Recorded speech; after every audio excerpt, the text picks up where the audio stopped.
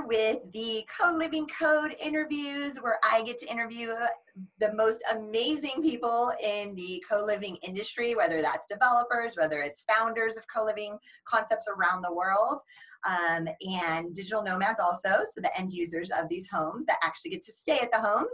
And so today I'm really excited. I think we'll probably, I already warned them, I think we'll probably go over our normal time of these interviews. I've got Nikita and Anastasia with us, and they're with Smena Station, and they'll talk about how they came up with the name, where they're at.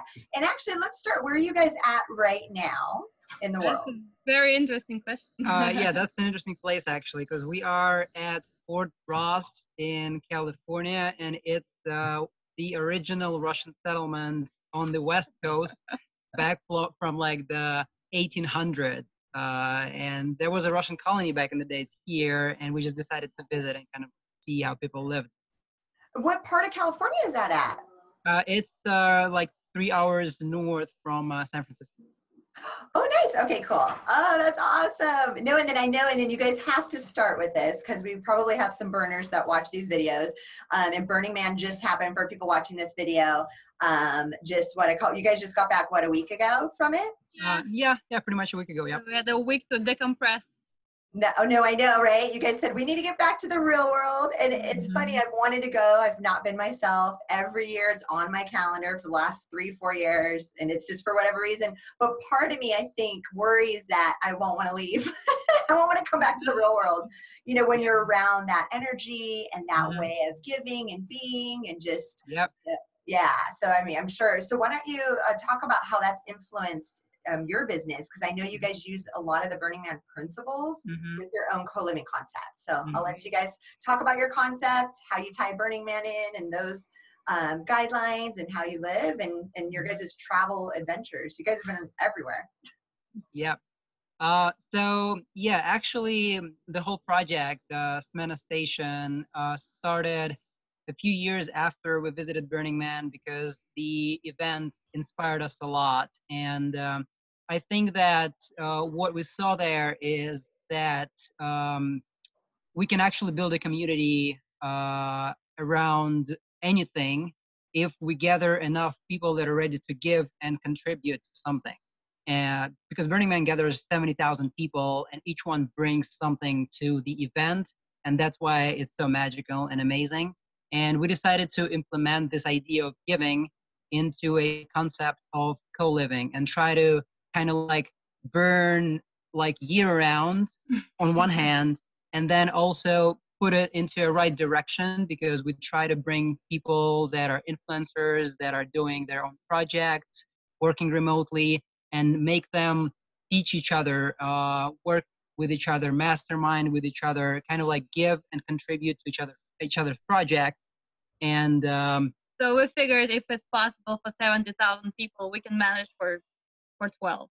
Yeah. Nice. So yeah, basically like a couple of years after we've been to our first burn, we realized that we're traveling as digital nomads, and we need a community around us to help us like bring our own projects to the next level, kind of like get closer to people, because, you know, when you travel a lot, you don't get as connected on this deep level with the people, because you leave at a certain point and you kind of like leave the people basically. But also like friendship, it's a little bit different. Like you want people who share your values. You want people who understand that being digital nomad, it's not always fun. You know, sometimes you do have challenges. You do have things to figure out, how to like have relationship with your family, how to maintain, you know, other things in life, which for people who live usual lifestyle, it's like, yeah, of course, like, what are you talking about? Where are you again? Philippines? Like, we wanted people who, you know, understand the way we live and share our values. Yeah, and share the same challenges as well. And that's the kind of people we're basically trying to bring to the project. I love that. And I'm kind of jotting down questions as you guys talk, because we'll go, you know, I already warned you guys, we'll go off script a little bit, just because you guys have such a unique story. So how many, you know, let everybody know where you guys are from originally, and how many countries have you guys traveled to already in your lives? So originally we're from Russia, and well, we lived ordinary lives until like 7 years ago. We studied in university. I'm a master of international space law. But who wants that, right? Yeah, That and is so crazy. I saw that on his bio and I'm like, is he serious? That is so amazing. yeah, she's a psychologist, and we've been living life back in Russia in Moscow, and then we just decided that we want to travel more and do some volunteering maybe and other projects around the world, and we started doing that and slowly kind of like switched our regular workflow and lifestyle into digital nomad lifestyle and like started project remote. And So yeah, and after that, just like the whole idea of co-livings happened, and we decided to meet the community. And you guys also were you guys participating in couch surfing also, right? You guys have done that? Yeah, we did couch surfing quite a lot. I mean, basically, since like we took off in Russia, we went all over the place, like Philippines, a lot of Southeast Asia. This year, we've been to Hawaii and Japan, and when we travel, we always choose the option of getting into the community, not just like renting an Airbnb or a hotel. We either dig into some, I don't know, work exchange project at least where we can contribute and we can get to know the people around, or we couch surf because it's also a way to get to know the community that we're traveling to and get to know the people. That's awesome. And then you guys also have hosted. Do you guys also host crowd surfers or couch surfers at all at any of your co-living concepts? We actually don't because one of the important things about Smena Station is also the name Smena in Russian, it means shift. Shift in both meanings as like shift from one thing to another, from one state to another, and also shift as like, like my shift is over because Smena Station, it runs in shifts. It's either 2 or 3 weeks, and you cannot join for less than that because we have a certain framework that we're implementing at every of those shifts. And it's kind of like, for some people, it's like a trial for becoming a digital nomad and living in a co-living. And also, it kind of like makes your workflow more productive, and we can implement a certain schedule of workshops in that time frame. And then these houses, so do you guys rent the actual house and then you have these terms, the shift, right? Of when they can come in. Okay. And then did you guys are you getting ready to open up Los Angeles or is it already open? So we haven't opened Los Angeles yet, and we're actually right now working on kind of like configuring what exactly we want to do here on the West Coast because we don't have this we have this idea of like shift and definitely people staying for a certain amount of time, but right now we're thinking of actually maybe trying a different time frame, maybe like a 3-day weekend semana or maybe something else because we really want to bring people from Silicon Valley, people that live already here in California, and for them, like switching from their crazy expensive rents and like going somewhere for 2 weeks is sometimes kind of hard, and we want to try maybe doing like a weekend thing here. But nevertheless, other locations that are running as usual, like in 2 or 3 week period. And then the people just stay for 2 or 3 weeks and then they just kind of jump around and then you guys fill their spot? Yeah, basically a person stays for 2 or 3 weeks, and then the idea was that they can travel between those locations and like jump from one location to another. And it actually is something that happens already because we have people that visit us in Thailand and then they went to Montenegro, and after that, right now they are in Portugal. So it's actually working like. Oh, great. Okay, that's awesome. And then you guys have enough so that you can fill the spots, right? Like when they jump, or is it just the community themselves are rotating amongst all the locations? Yeah, I mean, there are new people coming into the community and they're joining for one session and then they go to the next one, or they just like take a vacation and they do their own stuff and then they join us for later session. And we're kind of like growing this community around the project. And I would say that the locations are not as important as the community we're growing online. We're always telling people that actually Smena Station starts when your shift is ended. And then you can communicate with people, you can work with them on different projects and travel together. And that's what's been happening the past year and a half since it started. Right. So location is like a meeting point for all those people to like actually be present with each other and form, like become a part of it. But my favorite part is when shift is over and some of the people, they just stay around, like they will go and rent something else, like next to our house, and will come, join the workshops and be part of it, even though like their part is over. Yeah. In some places, like in Thailand, at some point we had like 100 people joining some events because they've kind of like been scattered all over Thailand and then be coming back for some big events. Is it Chiang Mai? Is that your Thailand location? No, we've been to Koh Phangan. Okay, is that one of the islands down south? Yeah, it's the island that is famous for their half moon parties, but this is the worst. Full moon parties. But this is, I'd say, the worst part of the whole island. It's like very tiny, and people just getting wasted there, and then they leave. But there is the whole other side of the island, which is like digital nomads, and yogis, and spiritual people, and that's the place where we had the station. And then talk about, because yours is more of like a nonprofit. Yours is a nonprofit model, right? Isn't everybody kind of chipping in, like you guys? Right. Yeah, we actually how we originally started, it was kind of like an interesting way because we basically rented a huge villa in Sri Lanka, and we just invited people to come and join us for those 2-3 week sessions. And then if they wanted to, they could leave a donation towards the future of the project. And everyone told us that it's not going to work, like no one's going to leave any money. But it did. It actually worked. We raised enough to continue renting other places and locations after that. Though we would say that the model it's definitely working, but it's a little stressful and unpredictable for the founders and people that are actually trying to. I say it's a very nice way to start, because we had no idea what we're doing, right? So how the whole concept was born. We were driving in the car and we were like talking about who we're gonna be when we grow up and like where we're gonna be in 10 years, and we were like, oh, like we were trying to find the missing pieces, and then we're like, oh, we end at this, like it was just one ride in the car. That's why I remember it so well.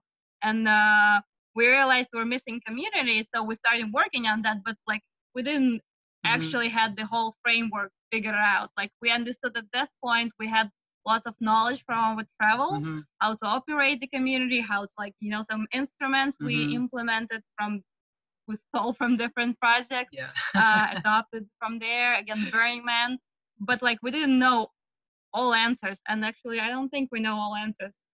But basically this first crowd of people really wanted to contribute to the project. They liked the idea, they liked what they were gathering them, and they helped us shape this framework in this first Smena that we had in Sri Lanka back in 2017. And also it was a very nice way to spread the word. We had 60 spots for 3 months, and we had more than 1,000 applications.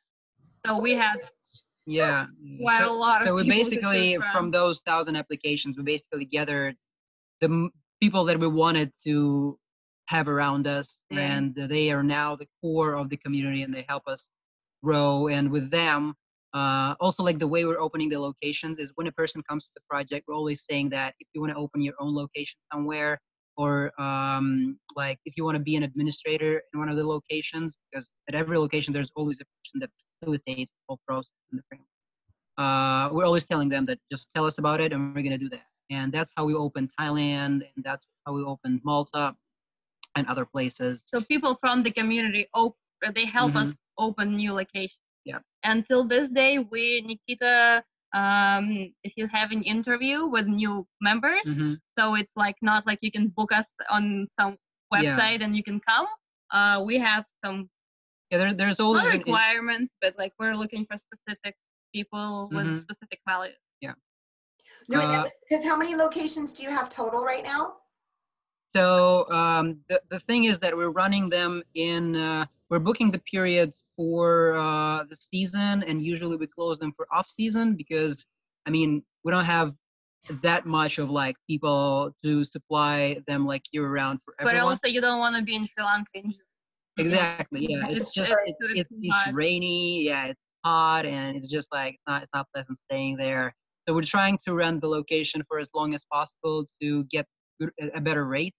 But again, sometimes we're just experimenting with some locations, like in Portugal. We're now running it just for a month and two-week sessions because we want to try out the house and see how it actually Yeah. is right now there. But And then I'm telling you, Nikita, those people want to stay because they already yeah, people been messaging. yeah trying to stay for Yeah, longer. but then are you renting these homes and these places? Do you rent them on Airbnb for month to month? Like, how are you getting the homes?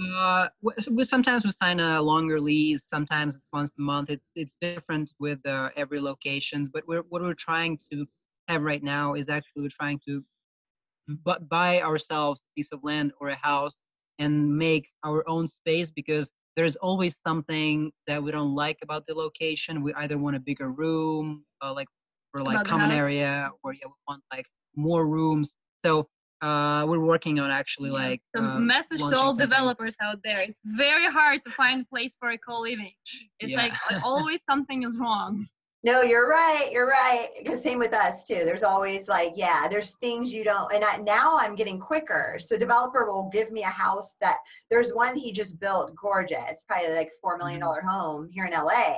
And he said, Christine, you guys can manage it. It's yours. And just by the pictures, I was like, oh, the concrete walls, everything's going to echo. If somebody's, if you're having an event downstairs, it's going to echo up to the bedrooms because of the hardwood, because of the concrete, because of the way it's laid out. And he's like, well, you haven't even seen it. I go, I already know. Yeah. You have to still have a certain layout, right? That works for all reasons, events, or if they want to sleep, and just keep that harmony in the house. So that's great. It sounds like you guys curate like amazing people to be in your community. Like you said, you interview them, right? So you're not just letting anybody apply to live there. Yes. So there's there's the principal thing that we're looking for in every person that comes, because we're creating this peer-led collaborative environment where everyone is sharing something, like gives a certain workshop or a yoga lesson, or contributes to mastermind sessions. And we're looking for people that are not coming to our project to like lay on the beach and have a rest or surf. We're looking for someone who has actually a project that he wants to develop himself, and who's looking to contribute to other people's projects, at least with his vision or idea. And the general philosophy of kind of like giving and the 10 principles of Burning Man that we're kind of like trying to adopt in a daily life is, it's not a requirement, but usually, I mean, at this point, by like, I've looked through a couple thousand applications at this point, and through application, I understand if a person fits or not, because the way he fills the form is kind of like, you understand if he's just, like kind of like filled it like at 2 a.m. because he was just browsing online, or if he actually found it somewhere or a friend suggested and he's like, I really want to join you guys as part of the community. Is it a Google form that you guys use, or a type form? Like, what's your online application? Like, what's the tech you guys use? Right on the website, there is a short form. We originally had maybe 20 questions, and right now we have 4 or 5, because I know that these are the questions I'm looking at. And then we have a short call anyway, and I'll ask all the other things that we need. I love that. And you're exactly right on that point too. We've noticed with applications that come through, automate, and ours is pretty short too, because I could figure out, is this person like, let me get in that house and take, as far as knowledge and what's in it for me. And that they are more self-serving versus more like, hey, like I want to collaborate. Hey, I'm looking to be with like-minded people, looking to connect. Those are two different avatars, and you're exactly right. There's just some things I can like read it and say, oh, that might not be a fit for us.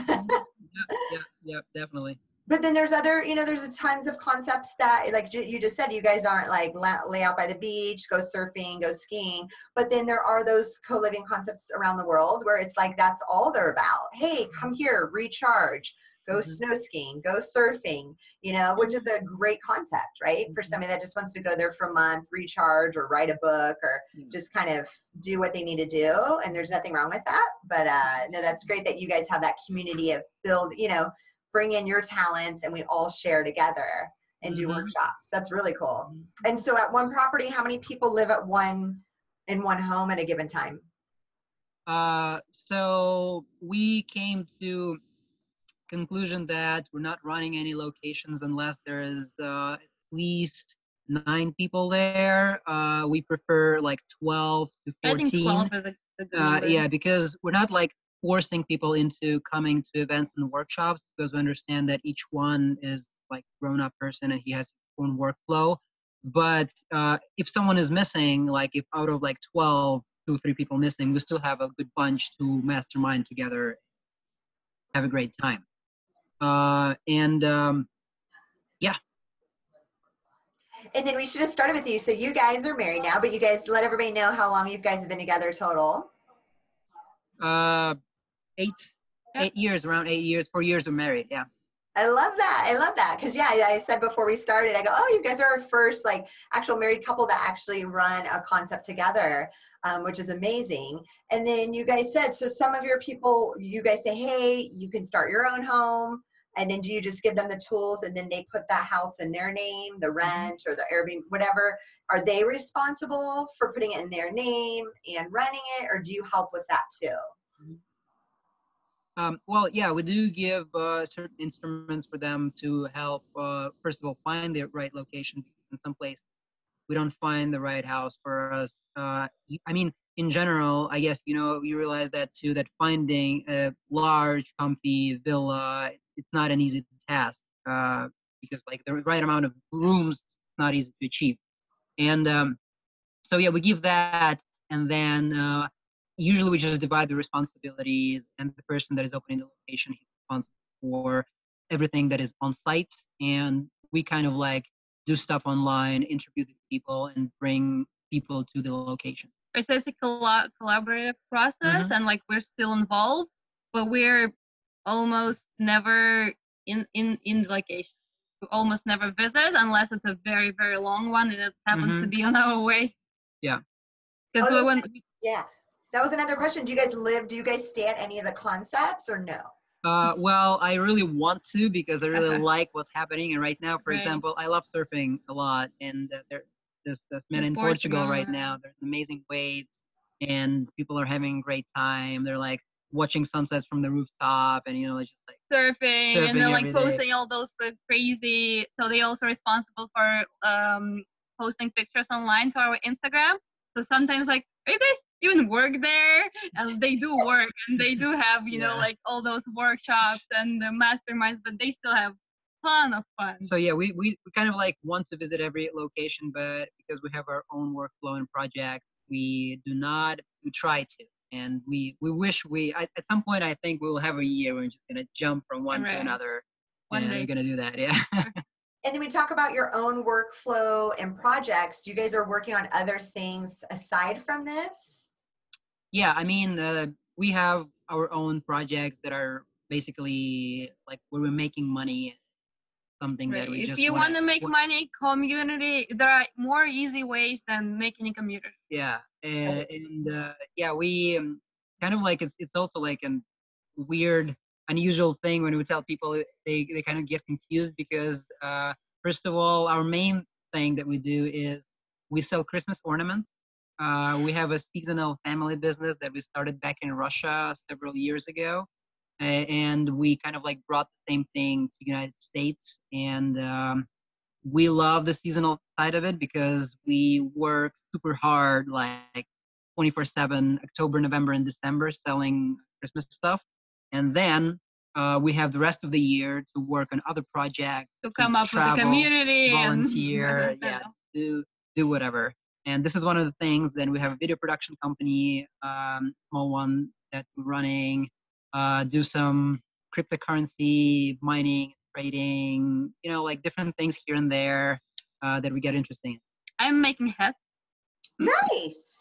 That's great. Oh my God, I love it. So you guys, okay, perfect. So let's talk about that. That was another question before this interview that's off script that I've never asked. But the more and more I'm in these message boards, and you guys might be on some of them too, for like the Coliving founders, we have a group on Facebook, and people will there's becoming this divide where some people are like, okay, it's becoming too much of a capitalist society. And then there's this other half where it's like, oh, it should be community, it should be free, nonprofit, everybody. But I'm like, okay, it's hard to have both, you guys. There still has to, like, it sounds like in a perfect world, maybe 5 people move into a home and every person has their duty on running that home. You could go that route, but I don't think there's anything wrong with the other route either. But there becomes this divide, and you see some of the people on the message boards, debating it. So I didn't know your guys' thoughts, because again, you're making a living, doing other things, and then this is your give back. So you guys are doing it more from that, nature. Yeah. Right. So I think that definitely there's nothing bad about making money if you're doing a really good project. It's amazing. Good project deserves to be funded and well paid. Good. There's the main thing that I think is that if you're working a lot, basically anything that you do should be well paid. And like in a non-profit model, people are still getting paid for their time and for their work, and it's absolutely fair. And it's the same thing with Burning Man. It's an amazing project. People are buying tickets to go to the event, and the money that they're raising selling tickets, they go to the whole Burning Man Foundation. When there are a lot of people working to create this event, and they have to get paid because they invest most of their time during the year to make it happen. It's absolutely fair. Perfect. Okay, good. No, that's great. That's a great insight. I love that. I was like, that was the question I was most curious about. So you guys have been doing this for a year and a half. Have you pivoted the business model at all since you started it?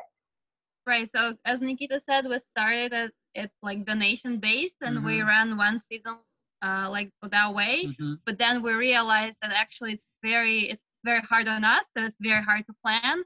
And second thing is, it's actually, we got a feedback that for some people it's not very comfortable, and they prefer to have just a listed amount, and they trust us that we're running this thing as a non-profit organization. And right now we just list the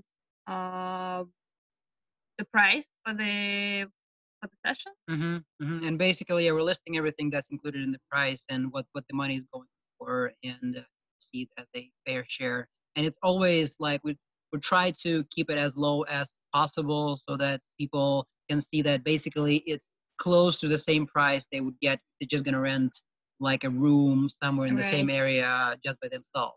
But they're getting way more than they're getting the community, the workshops, mastermind. Oh, that's so cool. So they're literally paying what the hard cost is. Exactly. Yeah.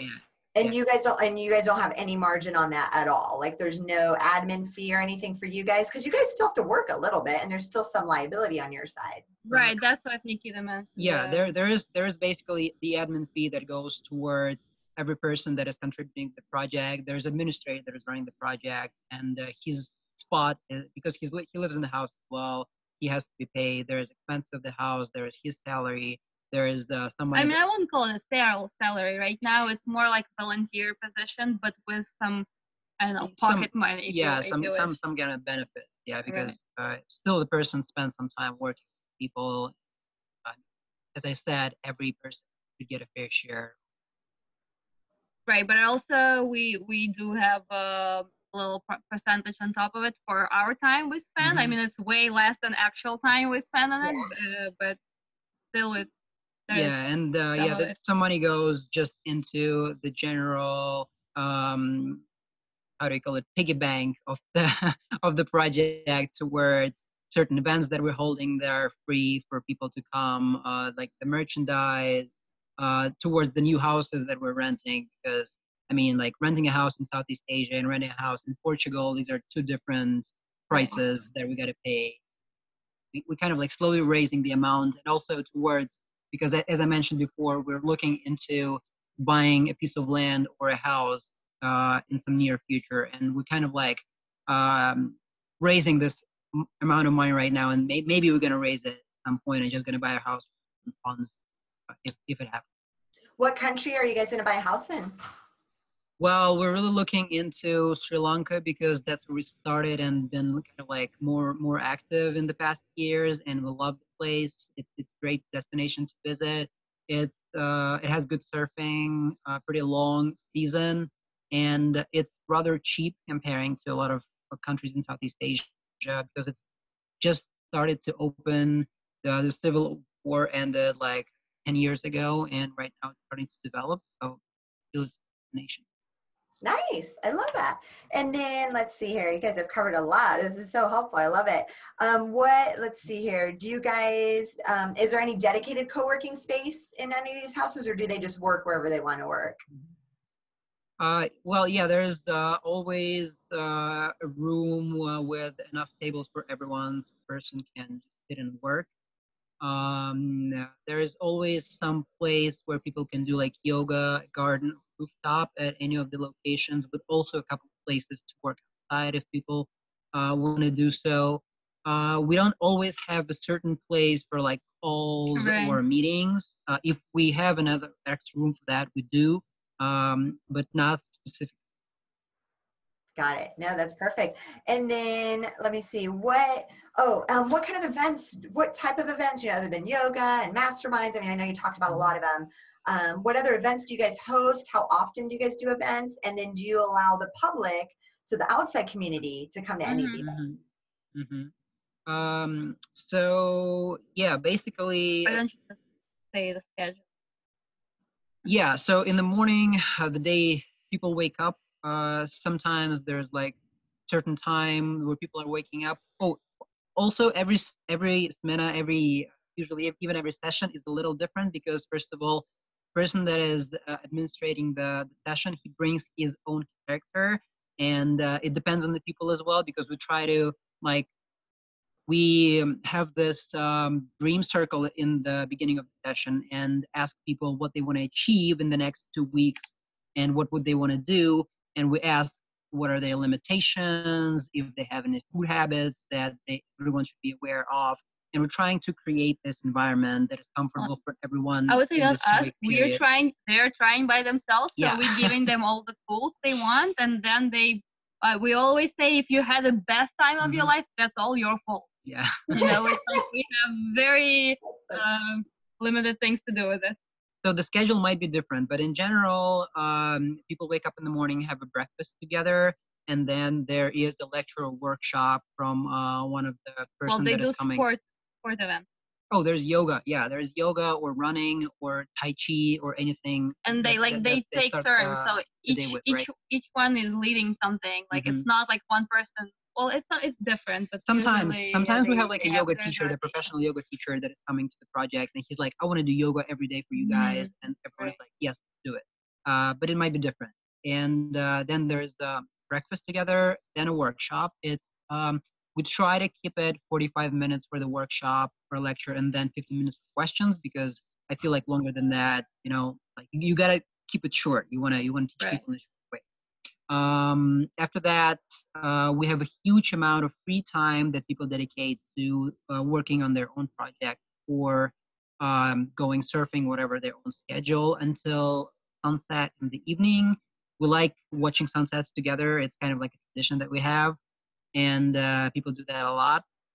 Then we have a communal dinner that is served by 2 of the people for the rest of the team, and then we switch, and then another couple is cooking for the rest of the team. So basically, you cook dinner once a week, and then you eat whatever other people cook. Yeah, for the rest of the week. And also kind of brings people together.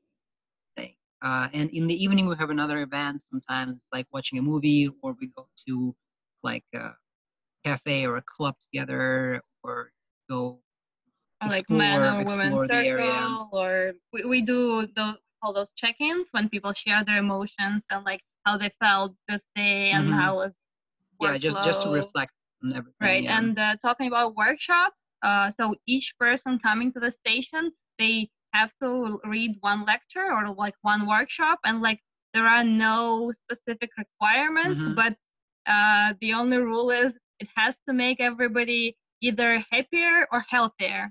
So it's very, but most people like share their professional, you know, knowledge, like marketing, whatever it can be, Yeah, like game blockchain. theory, Yeah, how it can to be fight anything that is procrastination. interesting. And people sometimes change the topic because like they talk to each other. Yeah, and we understand. had this girl that was working as in marketing in restaurant industry, and then she came to the project and she talked to people around them, and they're like, and she realized that they want to hear about how she's like this skinny blonde. She climbed the Kilimanjaro or some other mountain just by herself, and everyone is like, "How did you do that? I want to hear about that." And she was basically telling the stories about how she got into like rock climbing and everything, like mountaineering stuff. So those things change and topics change, but we do have some events like, yeah, as Anastasia mentioned, like men and women circles about like kind of like sharing together some things. And we have one topic we always present about principles of Smena Station and like just general like experience. an intro lecture. Like, yeah, when we'll welcome everybody, wherever we are. Actually, this year in Portugal, we opened station with a lecture. Like next day after Birmingham, we were like, oh, like what's going on? And like we gave this very, very inspiring speech, and I hope those people understood at least like half of it, because we were like, you know, very, you know, emotional and like bringing all those new ideas. Yeah, and we always change some things, and we kind of like adopt different traditions that people bring. For example, we had this. We like to work. We work all the freaking time, and we did that until we started the first Smena in Sri Lanka. And we had this guy that came to us. He was Jewish, and he just said, "Okay, guys. I mean, I like that you work 24/7, 7 days a week, but I'm not gonna work on Saturday because that's the day when I rest." And we're like, why the hell are we working every day of the week? We got to rest as well. So we kind of like adopt this tradition of having a rest on Saturdays. And the idea is not just having a rest, but not feeling guilty for resting. So you're not working and not you kind of like, yeah, you gotta give yourself a day of rest, and then you have a productive week.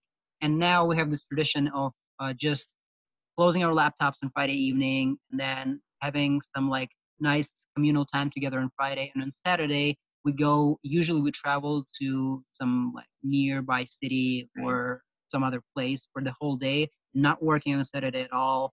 And not as a like religious thing, but basically as a day for ourselves to restart our schedule.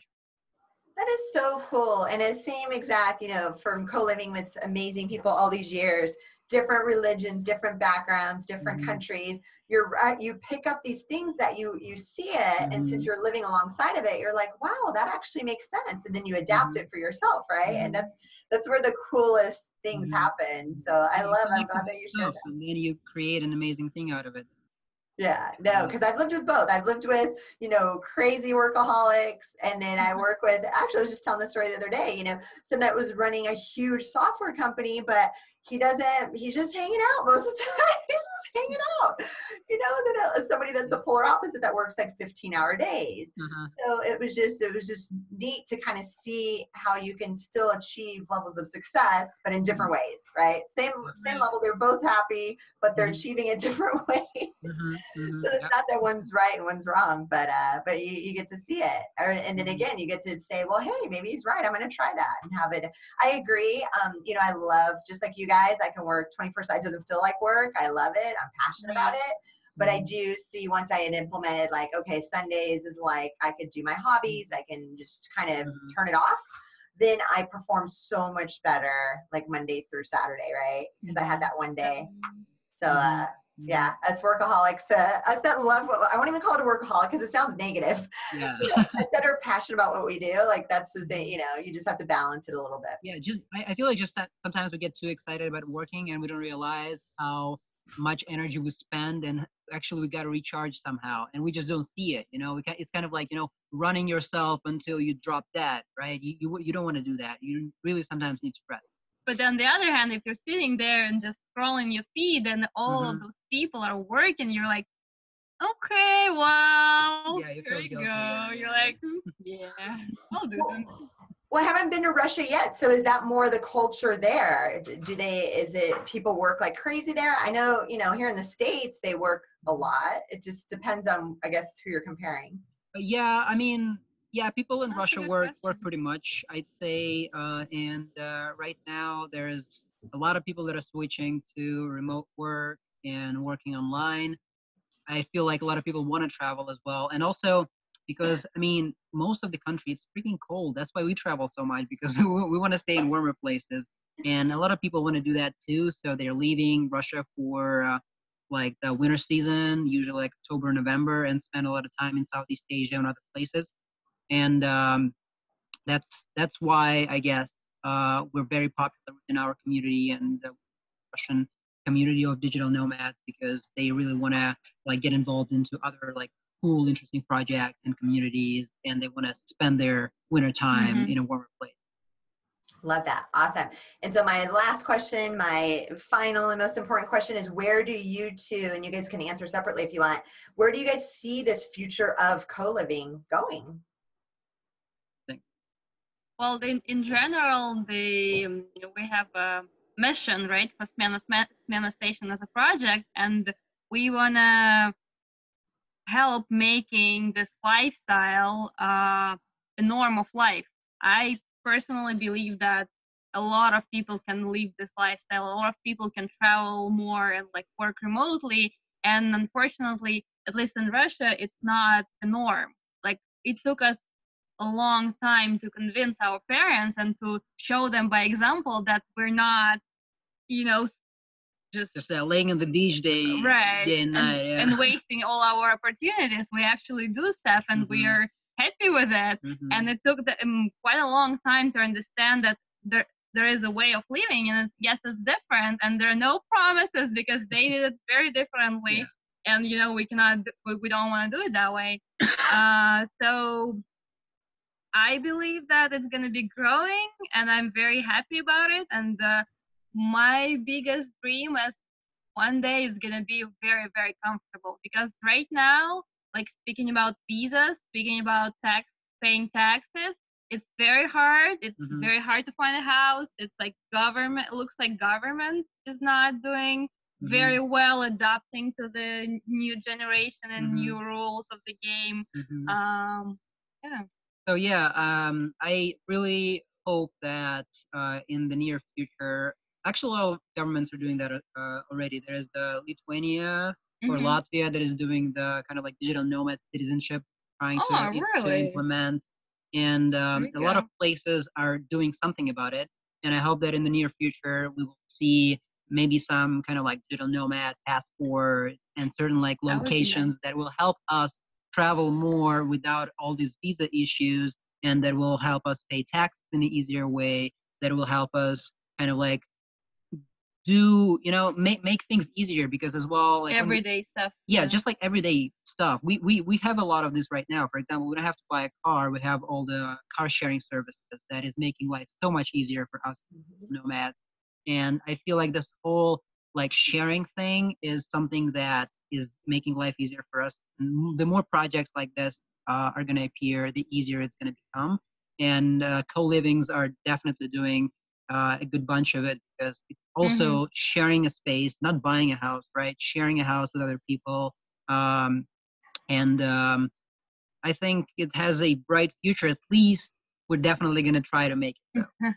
Actually, speaking of, sorry, so when we came up with the project, we did it for our selfish reasons. We were again like, discussing what are we gonna do in 10 years in the future, and we realized what are we gonna do when we have kids, right? What how are they gonna go to school if we're still traveling, and all those like questions were rising, and we understood that if we have a community, if we have people who share our values, we're gonna find those answers together, because it's very hard to do when it's just two of you, but when it's the whole community with the same values and problems, then it's way easier. And actually, speaking of the family, we already started doing that.